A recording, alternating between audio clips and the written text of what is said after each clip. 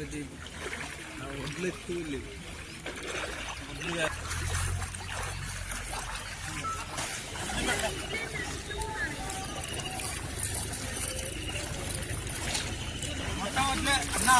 ఇప్పుడు వరద తగ్గినాక అన్న వరద తగ్గి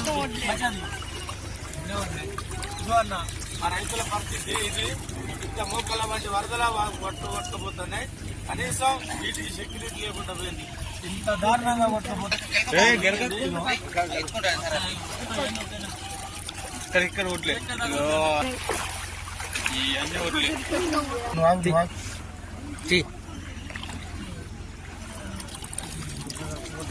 ఇది మా రైతుల పరిస్థితి.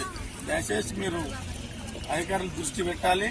మేము ఒక్కొక్కరి దగ్గర కట్లేర్ల దగ్గర, ట్రాక్టర్ల దగ్గర, హార్వెస్టర్ల దగ్గర అప్పులు చేసి మేము వ్యవసాయం చేసుకున్నాం. ఇంత వంటి వరదల ఈ రకంగా వడ్లు కొట్టుకోబోతున్నాయి. మా దిక్కు కనీసం మనం అప్పులు కట్టుకునే పరిస్థితి లేదు. ఏ అప్పులోళ్ళు కూడా ఆగరు. వడ్లు పండిని అంటే అప్పులోళ్ళు ఇళ్ళకి కట్టారు. ఇంతవరకు మేము ఎవరికి రూపాయి కట్టాలనో ఏడాదేవాలనో మా భార్య పిల్లలు ఏం చదువుకోవాలో అర్థం కాని పరిస్థితిలో ఉన్నాం.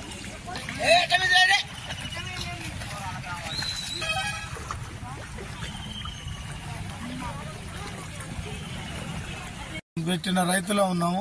నేను 3 ఎకరాలు పెట్టిన, 1 లక్ష రూపాయలు అప్పు తెచ్చిన. కట్టుకునే టయానికి, పంట చేతికి వచ్చిన టయానికి ఏం లేకుండా మొత్తం కొట్టుకుపోయింది. మొత్తం నీళ్ళ పాలైంది.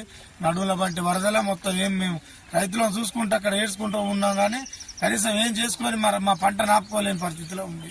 మేము చూసుకుంటా మా ధాన్యాన్ని నీళ్ళ పాలు చేసినాం. కాబట్టి దయచేసి రైతులను ఆదుకోవాలని మనస్ఫూర్తిగా సీతక్క గారిని కానీ, కలెక్టర్ గారిని కానీ, అధికారులను, జిల్లా అధికారులను, మండల అధికారులు తక్షణమే మాకు సహాయక చర్యలు చేపట్టి నష్టపరిహారాన్ని అంచనేసి మా నష్టపరిహారాన్ని మాకు ఇప్పిస్తే మేము మా భార్య పిల్లలు చదువుకొని మా అప్పులు కట్టుకునే పరిస్థితిలో ఉంటాం. లేకపోతే మాకు ఆత్మహత్యలే శరణం తప్ప ఇంకేది లేదు.